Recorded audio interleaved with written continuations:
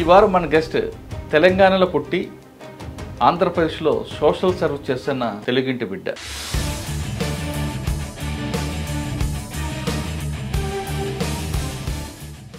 ఎక్కడ నీడ్ ఉందో అక్కడ మనం వర్క్ చేద్దామనేది మొదలుపెట్టాను సార్. అఆలుగా కూడా రాని పిల్లలకి చదవడం రాయడం నేర్పించాను సార్. సో అది నాకు చాలా తృప్తి సార్. కొంతమంది వచ్చి కూర్చునే వాళ్ళు, కొంతమంది మమ్మల్ని చూసి గుడిసెలలో దాక్కునే వాళ్ళు అనమాట. మీరు చేస్తున్న ఈ కార్యక్రమంలో ఒక బస్సుకి వెళ్ళారు, ఒక స్లమ్ ఏరియాకి వెళ్ళి వాళ్ళందరినీ దగ్గర తీసుకొచ్చి వాళ్ళు కూర్చోపెట్టి అన్నం పెట్టి చదువుకున్న చదువు పెట్టారు. ఈ క్రమంలో మీకు ఒక మతం అనే ఒక ముద్ర వేసి ఎవరైనా ఇబ్బంది పెట్టారా?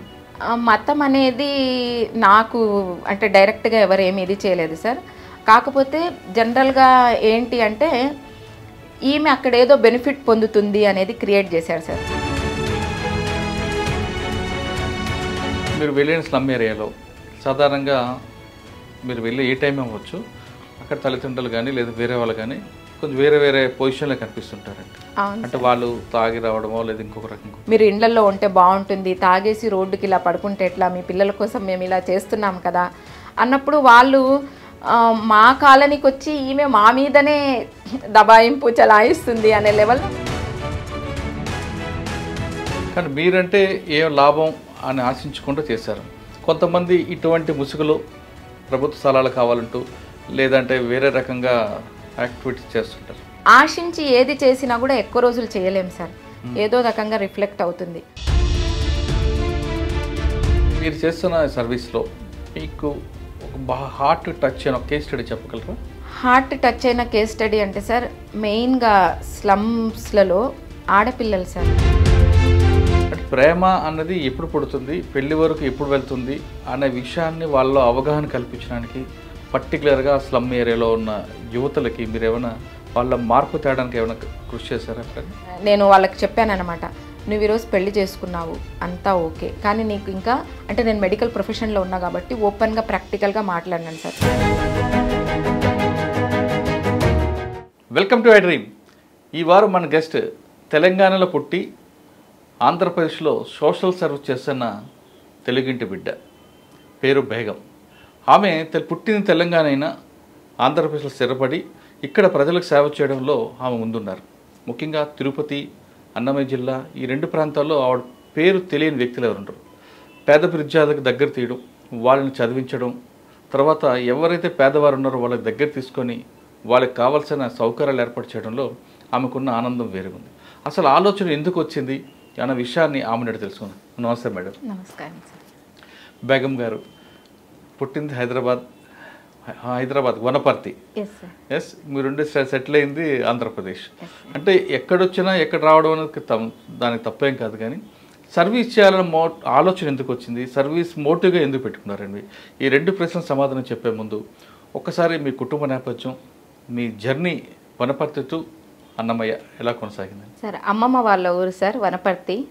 సో అమ్మ అక్కడ ఉద్యోగరీత్యా టీచర్గా వర్క్ చేశారు. సో నేను పుట్టింది వనపర్తినే.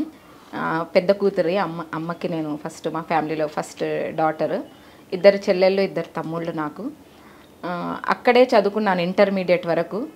తర్వాత మా ఫాదర్ వచ్చేసి తను లెప్రసీ డిపార్ట్మెంట్లో డిప్యూటీ పారామెడికల్ ఆఫీసర్గా రిటైర్డ్ అయ్యారు.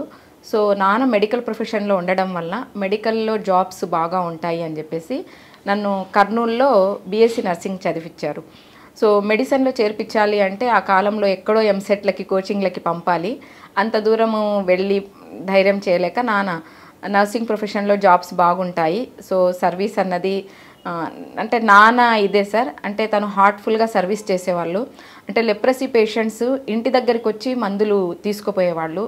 ఈ టైమా ఆ టైమా అనేది కాకుండా నాన్న కొత్త కోటకి వెళ్ళి క్లినిక్లో అట్లంతా సర్వీస్ చేసేవాళ్ళు.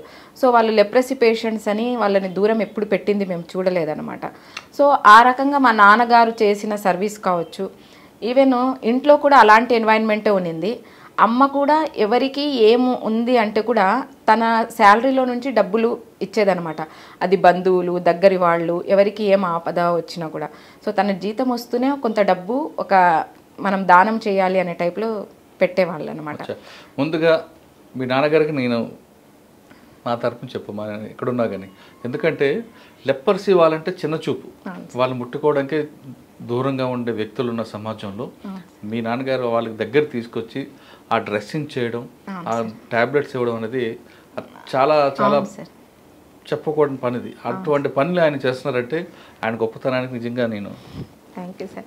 అదే సార్, వాళ్ళలో ఆ జీన్స్లోనే ఉందనుకుంటున్నాను సార్ సర్వీస్ అనేది. అమ్మ నాన్న అమ్మమ్మ అంటే అందరు కూడా అలా సర్వీస్ మోటో ఉన్న వాళ్ళే. నేను చిన్నతనం నుంచి చూసినప్పుడు నాకు అట్లాంటి డిస్క్రిమినేషన్స్ తోటి నేను ఎప్పుడు పెరగలేదు సార్. అందరము జస్ట్ మనుషులము అనేదే. బట్ ప్రతి పుస్తకంలో నేను చదివేది హ్యుమానిటీస్ డివైనిటీ, మానవ సేవయే మాధవ సేవ అని అప్పుడు గవర్నమెంట్ తెలుగు పుస్తకాలు అన్నిట్లో ప్రింట్ అయ్యేది ఉండేది సార్. ఆ టైంలో నాకు అర్థం తెలియదు చదువుకునే రోజుల్లో, బట్ అది సబ్కాన్షియస్గా ఫీడ్ అయిందని ఇప్పుడు అనిపిస్తుంది సార్.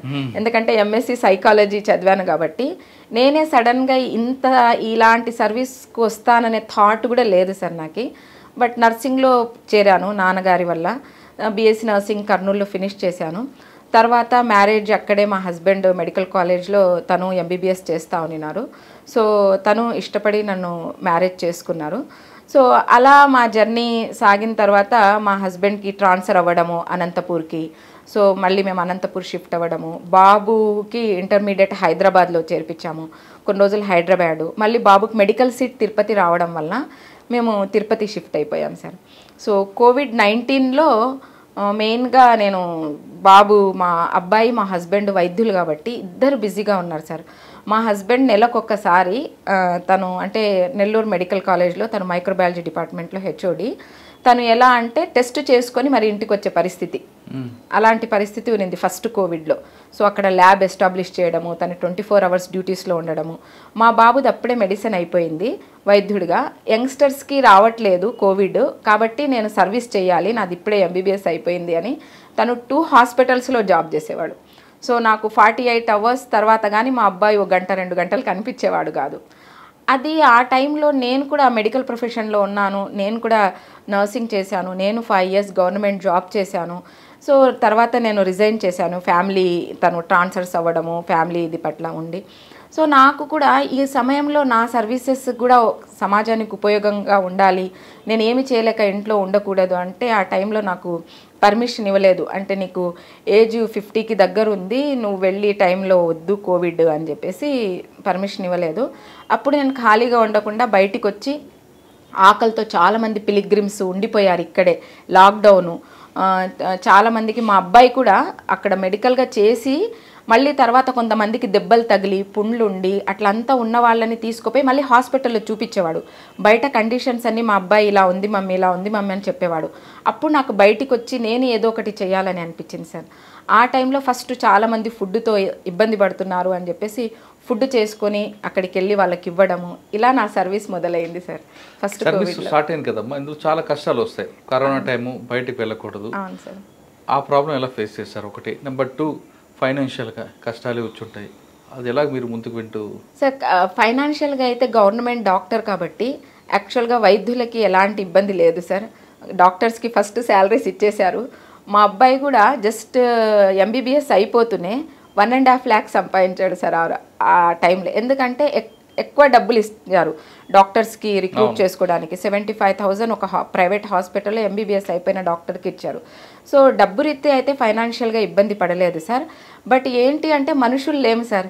మా హస్బెండ్ జస్ట్ స్విమ్స్కి వచ్చి తను ల్యాబ్ అంతా చూసుకొని, నేను ఇక్కడికి రాకూడదు, అపార్ట్మెంట్లో చాలామంది ఉన్నారు ఇంటికి రాకూడదని రోడ్డు మీద నిలబడి మీరు మాస్కులు కట్టుకొని రండి అని చెప్పేసి అట్లా మొహం చూపించి వెళ్ళిపోయారు సార్. అది నాకు హృదయం కదిలిచ్చేసింది. అరే ఏం జరుగుతుంది, ఏంది పరిస్థితి? ఒకరికొకరు, నేను మా బాబు మా హస్బెండ్ దూరంగా నిలబడి మాస్కులు కట్టుకొని మాట్లాడి, తను టచ్ చేయకుండా అలా నిలబడి మాట్లాడి వెళ్ళిపోయిన ఫస్ట్ ఎక్స్పీరియన్స్ నాకు. ఇదేమో జరిగిపోతుంది అని అంటే ఈవెన్ మెడికల్గా నాలెడ్జ్ ఉన్నా కూడా ఫస్ట్ కోవిడ్ టైంలో ఏమీ తెలియదు అనమాట, అలాంటి పరిస్థితి. బట్ నాకేంటి అంటే నేను యోగా ట్రైనర్ని సార్. నేను మెడిటేషను, యోగా ఇవన్నీ చేస్తూ ఉన్నాను కాబట్టి నాకు హెల్త్ ప్రాబ్లమ్స్ అంటూ ఏమీ లేవు. సో ఆ ఇదితోటి నాకేదో జరుగుతుందనే ఆలోచన లేదు. లైఫ్ ఎప్పటికైనా ఎలా పోవాలని ఉంటే అలా పోతాము. బట్ పోయే లోపల మనకంటూ మనకిచ్చిన అవకాశాన్ని సద్వినియోగపరచుకోవాలి. ఖాళీగా వెళ్ళిపోయాము, వచ్చాము ఖాళీగా వెళ్ళిపోయాము అనేది కాదు. సో నేను ఏదో చెయ్యాలి అని ఆ తపన అనేది ఎందుకో సార్ ఏర్పడింది. అది నాకే తెలియదు. అందులో ఉన్న తృప్తిని అనుభవించాను సార్. ఎప్పుడైతే ఇవ్వడము, డైలీ పోయి చెయ్యడము, ఆ వర్క్లో ఆ సాటిస్ఫాక్షన్ అనేది నేను ఎవ్రీడే ఫీల్ అయ్యాను సార్. ఆ సాటిస్ఫాక్షనే ఆ కంటిన్యూషన్ ఆఫ్ సర్వీసెస్కి మెయిన్ అక్కడే బీజం పడింది సార్. తర్వాత మీరు చేసిన సర్వీస్ చెప్పండి. సర్వీస్ అంటే సార్, నేను ఎప్పుడైతే బయటికి వెళ్ళి ఫుడ్ ఇవంతా పడినా రోడ్ సైడ్ చాలా సంస్థలు కూడా వచ్చి వర్క్ చేయడం అనేది మొదలుపెట్టారు సార్. సో అక్కడ ఫుడ్ వేస్ట్ అవ్వడం అనేది నేను గమనించాను సార్. అప్పుడు ఎక్కడ నీడ్ ఉంది అని చెప్పేసి సర్చ్ చేసినప్పుడు కొన్ని స్లమ్ కాలనీస్, ఎందుకంటే అక్కడ వాళ్ళకి పనులు లేవు, వాళ్ళు వెళ్ళి రోడ్డు పైన భిక్షం ఎత్తుకోలేరు, ఫ్యామిలీస్ ఉన్నాయి అక్కడ, ముసలి వాళ్ళు ఉన్నారు, పిల్లలు ఉన్నారు అంతా కూడా. సో పనులు లేక అక్కడ ఫ్యామిలీస్ ఒక పూట ఫుడ్కి కూడా ఇబ్బంది పడేటివి నేను గమనించాను సార్.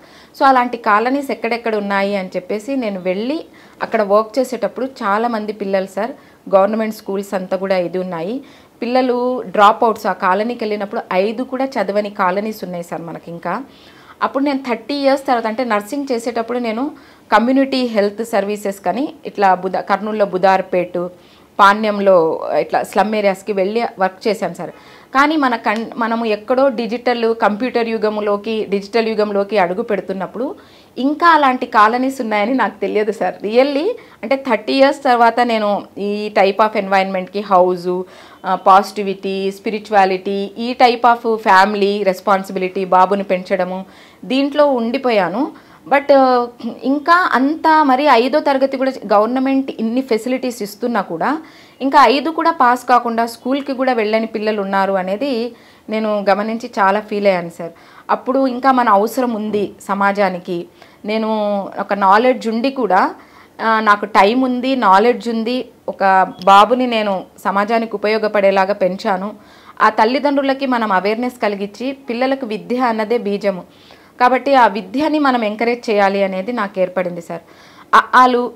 అసలు టేబుల్స్ కూడా రాని పిల్లలకి ఫుడ్ పెట్టే ముందు కాసేపు కూర్చొని మాట్లాడేది సార్. వాళ్ళతో కూర్చొని మీకేమొచ్చు చెప్పండి, ఒక ఇంటరాక్షన్. సో మీకు అంతా ఫుడ్ తెచ్చాము, కాసేపు మనం మాట్లాడుకుందాము అని ఆ పిల్లలతో కూర్చొనేసి వాళ్ళంతా వచ్చే వరకు, పెద్దవాళ్ళంతా కూడా, పిల్లలందరూ మేము డైలీ ఫుడ్ తీసుకుపోయడం లోపల వచ్చేసారని మమ్మల్ని చూసి వచ్చేసేవాళ్ళు. అక్కడ కూర్చొని మాట్లాడడం అనేది మొదలుపెట్టిన తర్వాత వాళ్ళు కూడా రావని, అసలు టేబుల్స్ కూడా రావని, 1, 2 చెప్తారని, వాళ్ళలో చిన్న సరే మీకేమొచ్చో అవే చెప్పండి అంటే వాళ్ళు సినిమా పాటలు పాడడము అట్లా. అప్పుడు చిన్నగా పేరెంట్స్కి కౌన్సిలింగ్ ఇవ్వడం స్టార్ట్ చేసాం. చూడండి, ఈరోజు మీరు ఇబ్బందులు పడుతున్నారు చదువు లేకనే, చదువున్న వాళ్ళందరూ కూడా ఏదో జాబ్ చేస్తూ ఏదో రకంగా వాళ్ళ తెలివితో ఎంతో కొంత డబ్బు సంపాదించుకొని వాళ్ళు ఇచ్చేస్తున్నారు. ఈరోజు మీ పిల్లలు కూడా మీలాగా సఫర్ కాకూడదు అంటే మేము చదువు చెప్తాము, మీరు అంగీకరిస్తే ఇక్కడే ఫ్రీ ట్యూషన్స్ స్టార్ట్ చేస్తాము మీ ఏరియాలోనే అని చెప్పేసి ఫ్రీ ట్యూషన్స్ అనేది స్టార్ట్ చేశాను సార్. మీరు మంచి హృదయంతో వెళ్ళారు, కానీ వాళ్ళు యాక్సెప్ట్ చేశారా? ఎందుకంటే అక్కడ ఉన్న పరిస్థితులు వేరే. అవును సార్, 100%. మీరు చెప్తున్నట్లుగా చదువుకోవడానికి వాళ్ళకి ఇష్టం ఉన్నా, అవును సార్, అక్కడ ఉన్న పరిస్థితులు వాళ్ళకి అనుకూలించు. అవును సార్. ఈ రోజు ఇక్కడ అన్నం, ఇక్కడ కుటుంబం ఉంది, రేపు ఇంకొక దగ్గరికి మైగ్రేట్ అవుతుంటారు. అవును సార్. అటువంటి వాళ్ళని ఎలా మీరు మార్చుకొచ్చారు? సార్ యాక్చువల్గా మీరు చెప్పింది 100% నిజం సార్. పిల్లలు అక్కడ పళ్ళు తోమరు, హైజీన్ ఉండదు, చెప్పేవాళ్ళు ఉండరు, పొద్దున్న లేసి మీరు చేసుకోండిరా అని వెళ్ళిపోతారు పేరెంట్స్.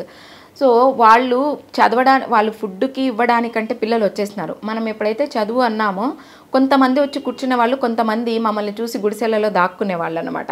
సో వాళ్ళని పిలుచుకొచ్చి బలవంతంగా, నాన్న మీరు రండిరా, మీకు ఇది చేస్తాం అది చేస్తామని చెప్పేసి వాళ్ళ పేరెంట్స్కి కూడా, అమ్మ మీరు కోఆపరేట్ చేయాలి, బిడ్డలకు చదువు చెప్తామని చెప్పేసి ఏదో రకంగా అయితే అక్కడ కాలనీలో బిడ్డల్ని కూర్చోబెట్టాం సార్.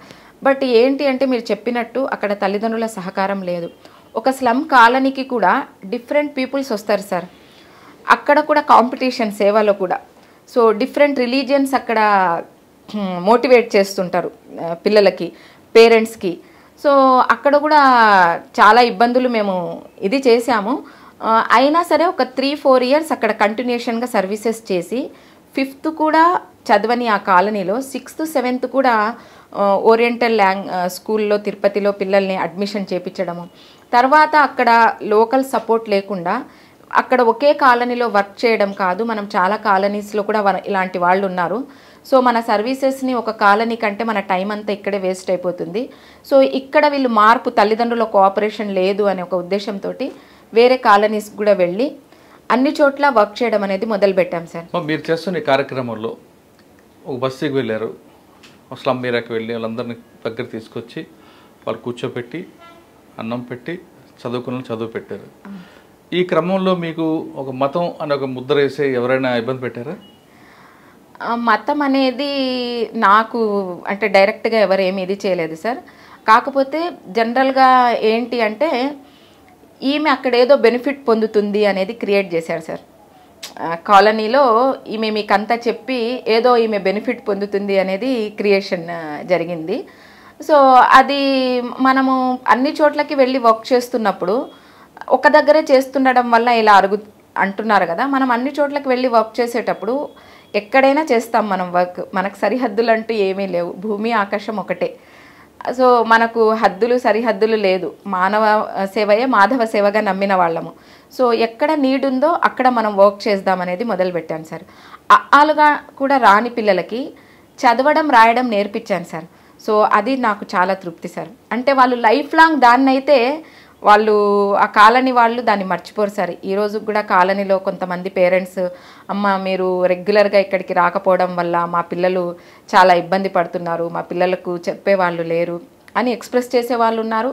వాళ్ళకే కాలనీలో పడదు సార్. ఇప్పుడు ఒక పిల్లవాడు మంచివాడు అన్నప్పుడు ఇంకొక వాళ్ళు వాళ్ళ పిల్లల్ని పొగుడుతున్నారు, ఇంకో పిల్లవాడికి ఇది చేస్తున్నారు అనే కంపారిజన్స్.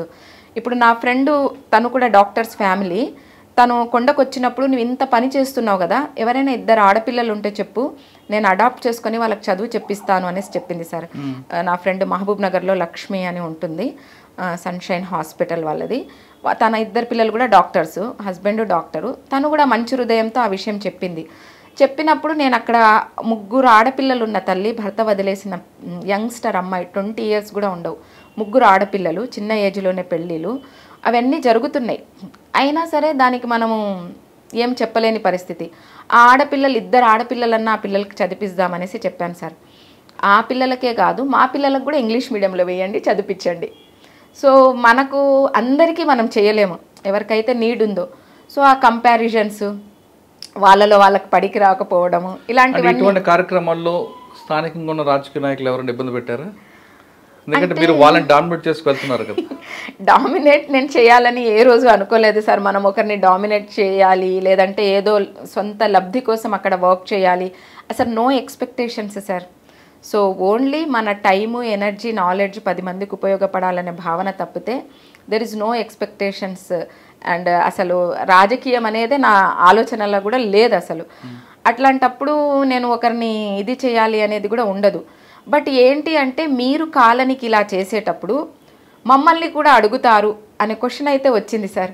సో మీరు ఇలాంటివన్నీ చేయడం వలన మాకు ఇబ్బంది రావచ్చు అనే ఇది కూడా వచ్చింది సార్. మీరు చాలా మందిని చేస్తున్నారు. 2019 నుంచి ఈ సేవా కార్యక్రమం ప్రారంభించారు కదా. చదువు అన్నది ముఖ్యంగా చదివి కొంతమంది పిల్లలు ఎప్పుడైనా ఎదురుపడ్డారు మీకు? కొంచెం వాళ్ళు ఊహ తెలిసి చదువుకొని అంటే జస్ట్ వాళ్ళంతా హై స్కూల్ కూడా లేదు సార్, ప్రైమరీ స్కూల్ పిల్లలు. సో ఇప్పుడు వాళ్ళు 8th 9th ఆ క్లాస్లలో ఉన్నారు సార్. ఆ కాలనీలో పిల్లలందరిలో కూడా ఇప్పుడు 1-2 పిల్లలే స్కూల్కి రెగ్యులారిటీగా వెళ్తున్నారు సార్. సో మనం ఆ రోజు స్కూల్కి వెళ్ళకుంటే కూడా పేరెంట్స్ చేసే డ్యూటీని, వాలంటీర్ వేరే వాళ్ళు చేసే డ్యూటీని మేము వెళ్ళి తీసుకెళ్ళి పిల్లల్ని స్కూల్లో వదిలేసే వాళ్ళం సార్. టీచర్స్ కూడా చెప్పేవాళ్ళు, మీరు వచ్చి వదులుతున్నారు మేడం అంటే ఎవరో ఒకరు వాళ్ళ బాధ్యత తీసుకోవాలి కదండి, లేదంటే ఆ బిడ్డలు ఎలా మారుతారు. వాళ్ళ పేరెంట్స్కి అంటే పొద్దున్న లేసి వర్క్కి వెళ్ళిపోతారు, వాళ్ళ జీవనాధారం అదే, బిడ్డల్ని వెళ్ళమంటారు వాళ్ళు. కానీ వాళ్ళకి అక్కడ ఉండి స్కూల్కి పంపించే ఇది ఉండదు. ఈ పిల్లలక చదువుకోవాలనే ఆ ఇది లేదు. సో ఆ మధ్యలో వాళ్ళ బాధ్యత ఎవరు తీసుకోకుండా స్లమ్స్గానే ఉండిపోతున్నాయి. అక్కడ చదువు లేకుండా ఉండిపోతుంది. ఎవరో 1-2 కాన్షియస్ ఉన్న పేరెంట్స్కి తప్పితే అందరు అక్కడ ఎదుగుదల లేదు సార్ నేను గమనించినంత వరకు. ఓకే, మీరు వెళ్ళిన స్లమ్ ఏరియాలో సాధారణంగా మీరు వెళ్ళి ఏ టైం అవ్వచ్చు, అక్కడ తల్లిదండ్రులు కానీ లేదా వేరే వాళ్ళు కానీ కొంచెం వేరే వేరే పొజిషన్లో కనిపిస్తుంటారండి. అంటే వాళ్ళు తాగి రావడమో లేదా ఇంకొక రకం, వాళ్ళు ఎప్పుడైనా మీకు ఎదురుపడడం కానీ లేదా వ్యతిరేకించడం కానీ జరిగిందా? డ్రింక్ చేసేసి వాళ్ళు అడ్డంగానే పడుకుంటారు సార్ మనం వెళ్ళే రోడ్డుకి. అంటే మనతో పాటు అంటే నేను వెళ్తాను, నా ఫ్రెండ్స్ చూసి కొంతమందిని అక్కడ టీచర్స్గా రావడము, వాళ్ళు కొంచెం ఇబ్బంది పడిన రోజులు ఉన్నాయి. ఆ పిల్లల్ని చూసి ఎవరైనా డోనార్స్ ఏమన్నా ఇద్దామనుకున్న వాళ్ళు వాళ్ళు కొంచెం ఇబ్బంది. దానికి మనం వాళ్ళకి మీరు ఇలా పడుకోకూడదు, మీరు ఇండ్లల్లో ఉంటే బాగుంటుంది, తాగేసి రోడ్డుకి ఇలా పడుకుంటే ఎట్లా, మీ పిల్లల కోసం మేము ఇలా చేస్తున్నాం కదా అన్నప్పుడు వాళ్ళు మా కాలనీకి వచ్చి ఈమె మా మీదనే దబాయింపు చలాయిస్తుంది అనే లెవెల్లో వాళ్ళు ఫీల్ అయిన రోజులు ఉన్నాయి సార్. ఇంకా కొంతమంది లేడీస్ మేడం వచ్చింది పక్కకు జరుగు అని చెప్పేసి తాగిన వాళ్ళ హస్బెండ్స్ని లోపలికి తీసుకుపోవడం, ఆమె ఏం చెప్తుందో మన పిల్లలకి నేను వినాలా అని డ్రింక్ చేసి అక్కడే కూర్చున్న రోజులు కూడా ఉన్నాయి సార్ ఫాదర్స్. సో ఇవన్నీ చూసాం సార్. బట్ మా ఇంటెన్షన్ అంతా ఏంటి అంటే ఆ పిల్లల్ని చూస్తే ఇన్నోసెంట్, దే ఆర్ ఇన్నోసెంట్, వాళ్ళని మార్చాలి, వాళ్ళ కోసం వస్తున్నాం మనము, అందులో ఒక్కరైనా సరే చదివి బాగుపడితే హ్యాపీ అని ఎంతో కొంత జ్ఞానం ఇవ్వాలి అనే ఆ ఉద్దేశంతో వెళ్ళేవాళ్ళం సార్. అవన్నీ మాకు కనిపించేటి కాదు నాకైతే. ఓకే, కానీ మీరంటే ఏ లాభం అని ఆశించుకుంటూ చేశారు. కొంతమంది ఇటువంటి ముసుగులు ప్రభుత్వ స్థలాలు కావాలంటూ లేదంటే వేరే రకంగా యాక్టివిటీస్ చేస్తుంటారు లాభాపేక్షతో. అటువంటి వాళ్ళకి మీరు ఇచ్చే మెసేజ్ ఏంటి సార్? ఎప్పటికైనా సరే మనము చేసే సేవా గుణం అనేది లేకుండా మనం స్వార్థంతో ఈ ముసుగులో మనం డబ్బులు సంపాదించాలి అనుకున్నప్పుడు అది ఖచ్చితంగా ఎన్ని రోజులకైనా రిఫ్లెక్ట్ అవుతుంది సార్, నా అభిప్రాయం. చాలామంది కూడా మీరు ఎన్జిఓ ఇది చేశారు, మీరు ఇన్ని రోజుల నుంచి సర్వీసెస్ చేస్తున్నారు, మీరు 80G12Aకి అప్లై చేయొచ్చు కదా, మీకు ఫండ్స్ వస్తాయి కదా, మీరు ఎవరిని అడగరు, మీరు ఎలా చేస్తారు సార్? నా హస్బెండ్ ఇచ్చిన డబ్బులో నేను అసలు ఏమీ ఆశించి చేయలేదు సార్. అసలు నేను సంస్థ పెట్టాలి అనేది కూడా నేను ఈరోజు అనుకోలేదు. యాక్చువల్గా నేను జస్ట్ సర్వీస్ చేయడం మొదలుపెట్టాను నా సొంత డబ్బులతోటి. 2 years సర్వీస్ చేసే ఆ నేపథ్యంలో తమ్ముళ్ళు, చెల్లెళ్ళు, సొంత ఫ్రెండ్స్ చెప్పాను కదా, ఒక 30 years నుంచి బాల్యం నుంచి నా గురించి, నా ఫ్యామిలీ గురించి, నా క్యారెక్టర్ గురించి తెలిసిన వాళ్ళు ఇవ్వడం మొదలుపెట్టారు సార్. నా తరపు నుంచి కూడా ఆ బిడ్డలకు చేయ అకౌంటబిలిటీ కోసం సార్ నేను ఒక్కదాన్ని చేయట్లేదు, నా వాళ్ళు కూడా ఇదయ్యారు. వీ సపోర్ట్, మనము చేయూతనిద్దాం, వీ సపోర్ట్ చారిటబుల్ ట్రస్ట్ అని పేరు పెట్టాను సార్. అప్పుడు మా హస్బెండ్కి చెప్తే అసలు ఏంది ట్రస్ట్ ఏంది, ఎన్జిఓలు ఏంది, నువ్వు చేసేదేంది, నీకేం తెలుసు అని అనేసి అన్నారు సార్. నిజమేనండి, కానీ మనం అకౌంటబిలిటీ అనేది ఉండాలి కదా మనకిచ్చే ప్రతి రూపాయికి. దానికోసం separate phone number, separate account అన్నది ముఖ్యం మనకి. మనం చేస్తున్న సేవ లీగల్గా చేసినప్పుడు నేను చేసే ఇది. సో నా మీద రేపు ఎవరు వచ్చినా కూడా ఐ క్యాన్ షో ఎవిడెన్స్గా, నేను చూడండి ఇది నాకు వచ్చింది, ఇది నేను చేస్తున్న పని అని చెప్పేసి నేను ఎవిడెన్స్ చూపించచ్చు. అలా కాకుండా నేను చేస్తే రేపు నేను చేసే సేవ కంటే ఇందులో నాకు తృప్తి ఉంది, ఇది నేను జీవితాంతం చేయాలనుకుంటున్నాను, అలాంటప్పుడు నేను ఖచ్చితంగా చేయాలి అనేసి అనుకున్నాను సార్. అందుకే నాకు తెలిసి ఎన్ని వచ్చినా సరే మనం ఎదుర్కొని సేవకి మాత్రం అంతరాయం కలగకుండా నా సేవా కార్యక్రమాలు అయితే చేసుకోపోగలుగుతున్నాను సార్. నేను అదే చెప్పేది సార్, అంటే మీరు ఇందాక అడిగిన క్వశ్చన్కి ఆశించి ఏది చేసినా కూడా ఎక్కువ రోజులు చేయలేం సార్, ఏదో రకంగా రిఫ్లెక్ట్ అవుతుంది. సో మనము స్వచ్ఛంగా చేసినప్పుడు ఎన్ని వచ్చినా మనం భయపడకుండా అన్నిటినీ ఎదిరించగలం అనేది ఇది ఉంటుంది సార్ మనకు ఆ ధైర్యం. మీరు చేస్తున్న సర్వీస్లో మీకు ఒక హార్ట్ టచ్ అయిన కేస్ స్టడీ చెప్పగలరా? హార్ట్ టచ్ అయిన కేస్ స్టడీ అంటే సార్ మెయిన్గా స్లమ్స్లలో ఆడపిల్లలు సార్, అంటే లేడీస్ విషయాలే సఫర్ అవుతున్నది, పిల్లలు లేడీసే సార్ నేను గమనించినంత వరకు. ఎందుకంటే వాళ్ళు ఒక ఏజ్ వస్తూనే అబ్బాయిలందరూ కూడా వాళ్ళు ఏదో ఒక అమ్మాయిని అక్కడ అటాచ్ అయిపోవడము, సో ప్రేమ వివాహాలు అన్నట్టు వాళ్ళకి కనీసం ఏమీ ఉండవు. గుళ్ళోకి వెళ్ళి తాళి కట్టేసుకున్నారు మా పిల్లలు, వాళ్ళ పేరెంట్స్ కూడా యాక్సెప్ట్ చేసేస్తారు. గంగమ్మ గుడికి వెళ్ళి తాళి కట్టేసుకున్నారు, వాళ్ళు భార్యాభర్తలు అంతే. తాళి మెడలో పడింది అంటే వాళ్ళు భార్యాభర్తలు. వయసుతో ఉందా, వయసు లేదా, అవన్నీ లేదు. వాళ్ళు ప్రేమించుకున్నారని వాళ్ళ ప్రేమని యాక్సెప్ట్ చేసేస్తారు సార్ నేను చూసిన స్లమ్స్లలో. సో వాళ్ళు ఆ రకంగా ఉంటున్నారు. వాళ్ళు కొన్ని రోజులు అబ్బాయిలు, ఆ అమ్మాయి ప్రెగ్నెన్సీ వచ్చేసి ఆ అమ్మాయి పిల్లలు అంతా కనే టైంలో వదిలేస్తున్నాడు సార్. మళ్ళీ ఇంకొకరితోటి వాళ్ళు కనెక్షన్ పెట్టేసుకుంటున్నారు. ఈ నేపథ్యంలో ఈ అమ్మాయి సఫర్ అవుతూ ఉన్నారు. సో వాళ్ళు తాగేయడము, వాళ్ళ జల్సాలకి, వాళ్ళ ఖర్చులకి, వాళ్ళు సంపాదించింది వాళ్ళకి ఇది చేయడము, లేడీసే ఇండ్లలో పనులు చేయడము, లేడీసే పిల్లల్ని సాకడము, అయినా సరే వాళ్ళు భర్తల్ని గౌరవిస్తారు సార్, వాళ్ళు అన్నీ చేసి పెడతారు సార్. సో నాకు మెయిన్ ఏంది అంటే ఎక్కడ సఫరింగ్ చూసినా పిల్లలు, లేడీస్ సఫర్ అవుతున్నారు అనేది నాకు చాలా ఆ సంఘటనలే సార్ నాకు ఎక్కువగా బాధ కలిగింది. మంచి సంఘటన చెప్పారు. ఎక్కువ అమ్మాయిలకి అవగాహన లేక అవును సార్. పెళ్లి చేసుకోవడం, అవును తర్వాత వాడు విడాకులు ఇవ్వడం లేదా విడిచిపెట్టి ఇంకో అమ్మ ఉండడం, ఈ అమ్మాయి సఫర్ అవుతుంది కదా. అవును సార్. అంటే ప్రేమ అన్నది ఎప్పుడు పుడుతుంది, పెళ్లి వరకు ఎప్పుడు వెళ్తుంది అనే విషయాన్ని వాళ్ళలో అవగాహన కల్పించడానికి పర్టికులర్గా స్లమ్ ఏరియాలో ఉన్న యువతలకి మీరు ఏమైనా వాళ్ళ మార్పు తేడానికి ఏమైనా కృషి చేశారా ఎప్పుడైనా? చేశాను సార్. యాక్చువల్గా టోటల్గా 9th క్లాస్ వరకు ఆపేసింది అమ్మాయి. వాళ్ళు పేరెంట్స్ పెళ్లి చేయాలి అని అనుకున్నారు. నేను అక్కడ ఉన్నప్పుడే ఇట్లా యంగ్స్టర్స్ పెళ్ళిళ్ళు చేసుకొని వచ్చారు. వాళ్ళకి ఈవెన్ మైనర్స్ దే ఆర్. కానీ మనం పోయి పోలీస్ స్టేషన్లలో చెప్పలేము, ఆ కాలనీకి కూడా రానియరు మనల్ని.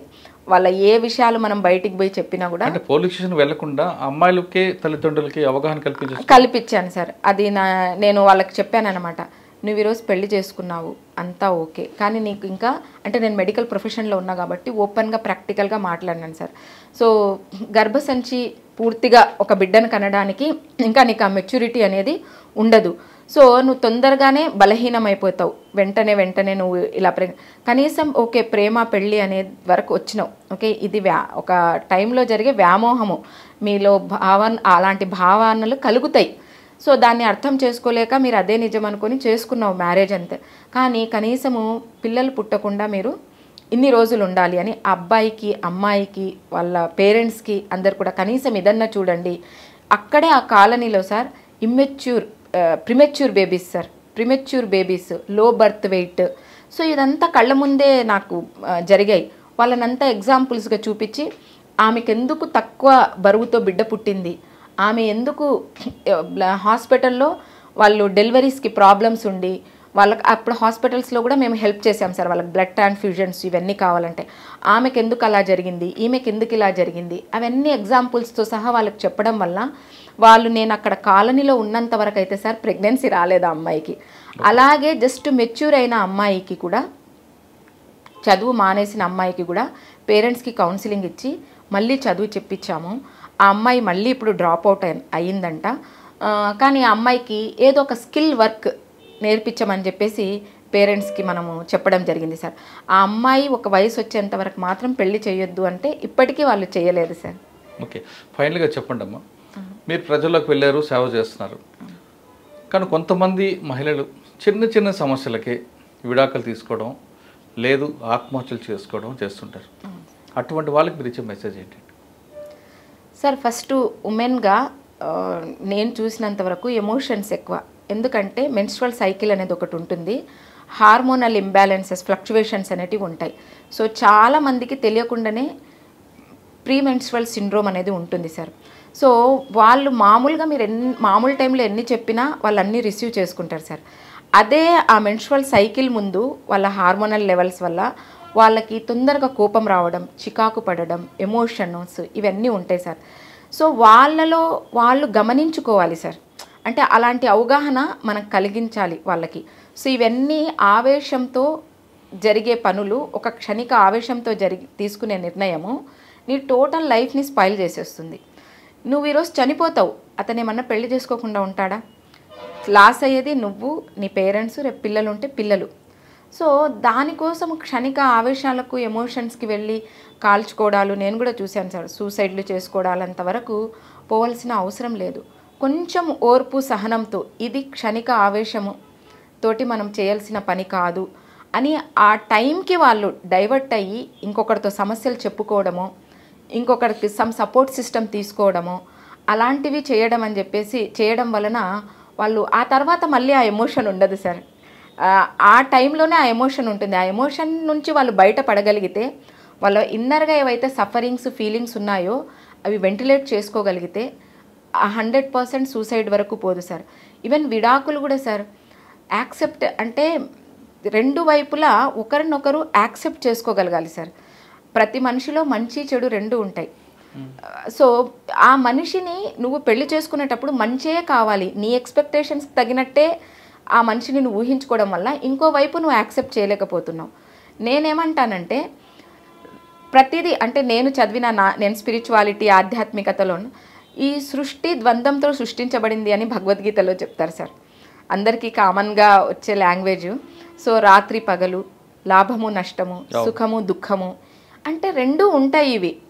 సో దీన్ని మనము అర్థం చేసుకున్నప్పుడు ఏది శాశ్వతం కాదు, ఈవెన్ గౌతమ బుద్ధుడు కూడా తన శిష్యులకి సంతోషము శాశ్వతం కాదు, దుఃఖము శాశ్వతం కాదు, ఇది ఏమీ ఉండదు, ఇది ఏమీ శాశ్వతం కాదు అనేది మీరు తెలుసుకోండి అని చెప్పేసి ఆయన. సో అలాంటివన్నీ బుక్స్లలో చదివాను సార్. అంటే స్పిరిచువల్ బేసిక్ నాలెడ్జ్ సార్. ఆ ఎమోషన్స్ని ఎలా క్యారీ ఫార్వర్డ్ చేయకుండా మనము ఎలా అర్థం చేసుకోవాలి, అవగాహన చేసుకోవాలి అని ఆ చిన్న చిన్న విషయాలు అవతలి వ్యక్తి ఏదైతే ఈగోగా ఫీల్ కాకుండా మనము అతని మంచితనంతో మనం ఏం చెప్పగలము, మనకు ఎంతవరకు మనము చేయగలము, అతన్ని ఎమోషనల్గా డిస్టర్బ్ కాకుండా నేను ఎమోషనల్గా డిస్టర్బ్ కాకుండా మిడ్ పాత్ ఏముంది మనం సంతోషంగా జీవించడానికి, ఇలాంటి చిన్న అవగాహన అనేటివి ఉన్నప్పుడు మనం ఖచ్చితంగా సార్ కొంతవరకు తగ్గించుకోగలం సార్. ఈవెన్ నేను చదివిన బుక్ సార్, అంటే అప్పట్లో నుంచి కూడా స్పిరిచువాలిటీలో women from Venus man from Mars అని ఆ బుక్ ఉంది కదా సార్. ఆ బుక్లో కూడా అంటే వేరే ప్లానెట్, వీళ్ళు వేరే ప్లానెట్, దూరంగా చూసేటప్పుడు దూరపు కొండలు నునుపుగా కనిపిస్తాయి, అక్కడికి వెళ్ళినప్పుడే అన్నీ ఉంటాయి. సో ఆ చిన్న అండర్స్టాండింగ్ అనేది ఎప్పుడైతే అర్థం చేసుకుంటామో, రెండూ యాక్సెప్ట్ చేయగలిగినప్పుడు సార్ మనము హ్యాపీగా ఉంటామని నా ఉద్దేశం సార్. ఎవరిని ఎవరు మార్చలేము ఫస్ట్. అంటే ఇక్కడ పెళ్లి చేసుకున్నాక మార్చడానికి ప్రయత్నిస్తాం సార్. నాకు తగినట్టు భార్య మారాలి, నాకు తగినట్టు హస్బెండ్ మారాలి, అలా కాకుండా మనము ఎంతవరకు మారగలుగుతాము, మనల్ని మనం కోల్పోకుండా మనము అవతల వ్యక్తిని ఎంతవరకు యాక్సెప్ట్ చేయగలుగుతాం, ఈ రెండు సమపాళ్లలో ఉన్నప్పుడు మనము ఆనందంగా లైఫ్ని లీడ్ చేయొచ్చని నా ఉద్దేశం. అంటే చాలామంది అంటుంటారండి, చెప్పడం ఈజీ, దాన్ని ఇంప్లిమెంట్ చేయడమే చాలా ప్రాబ్లం అని. అవును సార్. ఎక్కడో భర్త బాగా హింసిస్తేనే నేను ఆ స్థాయికి వచ్చానని అమ్మంటుంది. భార్యని చాలా చక్కగా చూసుకుందాం అనుకున్నా, కానీ నా సహనానికి పరీక్ష పెట్టింది కాబట్టి నేను స్టెప్ తీసుకున్నాను ఆయన అంటుంటాడు. అవును సార్. అటువంటి భావనలో ఉన్న ఇద్దరికి కూడా మీరు ఇచ్చే మెసేజ్ ఏంటి? ఒకప్పుడు అంటే మ్యారేజెస్, ఇప్పుడు మా పేరెంట్స్ విషయానికి వస్తే వాళ్ళు ఒకరినొకరు చూసుకునేది కూడా లేదు. మా ఫాదర్ మదర్, సో వాళ్ళు ఎలా ఉంటారు ఒకరికొకరు అనేది కూడా తెలియదు. ఆ కాలంలో అలా చేసేసుకుంటున్నారు. అలాంటి టైంలో వాళ్ళు ఏదున్నా కొన్ని కట్టుబాట్లకి, అది మంచి అయినా చెడైనా వాళ్ళు లైఫ్ అయితే పిల్లల కోసమో ఫ్యామిలీ కోసమో పరువు ప్రతిష్టల కోసమో ఏదో రకంగా వాళ్ళు ఓర్పు సహనంతో జీవించారు సార్. ప్రీవియస్ డేస్లో ఎన్ని విడాకుల కేసులు లేవు, కుటుంబ పెద్దలు కూర్చొని మాట్లాడుకున్నారు. అవును సార్. సో ఇప్పుడు ఏంటి అంటే ఫ్రీడమ్ సార్, ప్రతి ఒక్కరికి ఫ్రీడమ్ ఉంది. నేను ఏదైనా నిర్ణయం తీసుకోవచ్చు, నాకు వద్దు అనుకున్నది వద్దు అనేది ప్రతి ఒక్కరికి ఫ్రీడమ్ ఎక్కువైపోయింది సార్. ఆ ఫ్రీడమ్ అనేది తప్పు అనట్లేదు నేను. అయితే ఆ ఫ్రీడమ్ వల్ల పూర్తిగా మనకి ఇంకా లేదు, వేరే స్కోప్ లేదు. వీ కాంట్ బిఫోరే పెళ్ళికి ముందే మంచి చెడు అందరూ మాట్లాడుకుంటున్నారు ఇవాళ రేపు. సో అప్పుడు నువ్వు యాక్సెప్ట్ చేసినప్పుడు అయిపోయినాక కొన్ని అతను దాచిపెట్టిండొచ్చు, నువ్వు దాచిపెట్టిండొచ్చు, ఒకరినొకరు ఇంప్రెస్ చేసుకోవడానికి. నువ్వు అది దాచిపెట్టావే అని తను అనకూడదు, నువ్వు ఇది దాచిపెట్టావే అని. అంటే అక్కడ నువ్వు కావాలనుకున్నావు కాబట్టి కొన్ని విషయాలు అక్కడ దాచిపెట్టినాము, ఇక్కడ కూడా అంతే. సో ఇప్పుడు నువ్వు రియల్గా దగ్గరే అయ్యావు. సో నా మనిషే కదా అని అన్నీ నీకు తను నువ్వు ఓపెన్గా ఇచ్చేసావు. సో నువ్వు ఒకటే వైపు నువ్వు యాక్సెప్ట్ చేస్తున్నావు, రెండో వైపు కూడా మనం యాక్సెప్ట్ చేసినప్పుడు అంత ఇదిగా ఉండదేమో సార్. అంటే చిన్న అవగాహననే సార్ ఇది, అండర్స్టాండింగే. నాకు తెలిసి అంటే నా లైఫ్లో డిఫరెంట్ కల్చర్, మా husband he's from different culture, I'm from different culture. డిఫరెంట్గా మేమిద్దరము పెళ్లి చేసుకున్నాం, ఇష్టపడ్డాము, పెళ్లి చేసుకున్నాము. బట్ యాక్సెప్టెన్సీ ఎప్పుడైతే ఉంటుందో యాజ్ ఇట్ ఈస్గా మనము లైఫ్లో అది మనకు పెద్ద కష్టం అనిపించదు సార్ అని నా సెల్ఫ్ ఎక్స్పీరియన్స్ చెప్తున్నాను సార్. నేను వేరే వాళ్ళకి ఇదే కరెక్ట్ అని చెప్పట్లేదు, ఇట్స్ మై సెల్ఫ్ ఎక్స్పీరియన్స్ చెప్తున్నాను సార్. ఓకే, సాధారణంగా ఒక కుటుంబం చక్కగా ఉండాలంటే 5 T's ఇంప్లిమెంట్ చేయమంటారు, మీకు ఐడియా ఉందా? 5 T's అంటే ఒక్కొక్కరు ఒక్కొక్క విధంగా చెప్తారు సార్. మీరు చెప్పండి. 5 T's కరెక్ట్గా చేస్తే, 5 T's ఉన్న వాళ్ళు కరెక్ట్గా కుటుంబం ఉంటే ఆ కుటుంబం ఎప్పటికీ ఇబ్బంది ఉండదు. భార్యాభర్తల మధ్యన అన్యోన్య దాంపత్యం కావాలంటే 5 T's ఉండాలంటారు. 5 T's మీకు చెప్పగలరా సార్? 5 T's అంటే మేబీ వాళ్ళ ఓన్గా టాక్ అలా మాట్లాడుకోవడం. T for first talk, T for trust, T for tour, T for touch, ఇంకొక T ఉంది, ఆ T అని చెప్పండి. Toleration, patience. ఈ 5 టీలు ఉన్న కుటుంబం ఎప్పుడు హ్యాపీగా ఉంటుంది అనేది నా అభిప్రాయం. 100% నేను అంగీకరిస్తాను సార్. అంటే నేను ఆ కోణంలో నేను ఆలోచించలేదు, అంటే మీరు చెప్పిన టీ ఫార్ములాతో. But it's 100% right sir. ఎందుకు అంటే టాలరేషన్ అనేది బేసిక్ సార్.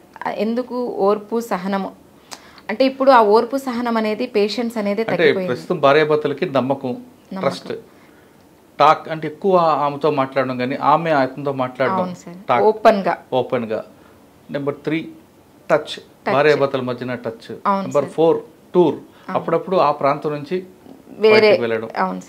ఇటువంటి టీలు మనం ఇంప్లిమెంట్ చేస్తే సక్సెస్ అవుతారనేది నా అభిప్రాయం. ఐ విల్ అగ్రీ సార్, 100% ఖచ్చితంగా. ఫైనల్గా చెప్పమ్మా, మీ గోల్ ఏంటి అసలు? సార్ నాకు ఒకప్పుడు ఫ్యామిలీతో హ్యాపీగా ఉండాలి, ఒకప్పుడు కొడుకుని పెంచాలి, ఇవన్నీ ఉన్నాయి సార్. సో అన్నీ బ్లెస్డ్గా అయిపోయినాయి. బాబు పెళ్ళి అయిపోయింది, ఇది అయిపోయింది. అనుకోకుండా కోవిడ్ టైంలో నేను సర్వీస్లోకి వచ్చాను. ఆ సర్వీస్లో ఉండే తృప్తిని అనుభవించాను సార్. సో ఫైనల్ ట్రూత్ నాకు అర్థమైంది, ఆ మానవ సేవయే మాధవ సేవ అన్నాను కదా సార్. అదే ultimate goal to reach the God అనేది నాకు, నేను అంటే తృప్తి, సాటిస్ఫాక్షను. ఎంత డబ్బు ఉండిండొచ్చు మనకు, ఎంత జ్ఞానం ఉండిండొచ్చు, ఎన్నైనా ఉండిండొచ్చు, అది పంచలేనప్పుడు అది నిరుపయోగం అయిపోతాయి సార్. అది సంపద కావచ్చు, సంతోషం ఇవ్వలేని సంపద అంటారు, సంస్కారం ఇవ్వలేని చదువు అంటారు, అలాగే మనము జ్ఞానము ఇవ్వలేని భక్తి అంటారు. అవి 3 లేనప్పుడు నిరుపయోగము అన్నట్లు మనం అనుకుంటాం కదా సార్. సో అలా తృప్తితో, అంటే ఇందులో తృప్తి ఉంది సార్. నా పర్పస్ ఆఫ్ లైఫ్ ఒకటే అనిపించింది సార్. సో నేను సంతోషంగా ఉంటూ, ఎందుకంటే నేను సంతోషంగా ఉన్నప్పుడే 10 మందికి సంతోషాన్ని పంచగలుగుతాను.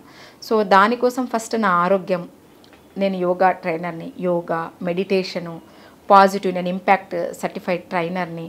సో ఇవన్నీ కూడా పాజిటివిటీగా నేను ఉంటూ, నన్ను నేను ఎంపవర్ చేసుకుంటూ 10 మందికి ఉపయోగపడాలి. అంటే నాకు ఏవైతే ఉన్నాయో అది 10 మందికి నేను పంచిపెట్టాలి. So final is service sir. ప్రతి మనిషి కూడా పాజిటివ్గా ఉంటే చాలా హాయిగా ఉంటుంది అంటారు బేగం గారు. సర్వీస్ చేయడానికి సరిహద్దులు లేవు అంటూ ఆమె ప్రూవ్ చేశారు. మన తెలంగాణ బిడ్డైన ఆంధ్రప్రదేశ్లో చేస్తూ, ముఖ్యంగా తిరుపతి లాంటి పట్టణంలో ఆమెకు ఒక మంచి పేరు తెచ్చుకున్నారు. ఆమె చెప్తున్నట్లుగా భార్యాభర్తల మధ్య 5 టీలు అనేది important. 1 trust, 2 truth, 3 talk, 4 touch, 5 tour. 5 టీలు ఇద్దరు భార్యాభర్తల మధ్య ఉంటే ఖచ్చితంగా ఆ కుటుంబం ఎప్పటికీ అసలు వాళ్ళ విషయంలో వేరే పార్టీ కూడా వేలే పెట్టలేని విధంగా వాళ్ళు కలిసి ఉంటారనేది ఆమె అభిప్రాయం. ఇది బేగం గారితో ఎక్స్క్లూజివ్ ఇంటర్వ్యూ. వచ్చే వారం మరో గెస్ట్తో మళ్ళీ కలుద్దాం. అంతవరకు నమస్తే. థ్యాంక్ యూ అమ్మ. Thank you. మీకున్న సహనం అందరికీ రావాలని, ప్రతి మహిళ కూడా మీలాగే ముందుకు వెళ్తే అసలు ఈ సమాజం ఎక్కడికో వెళ్తుంది. Thank you sir. Thank you so much.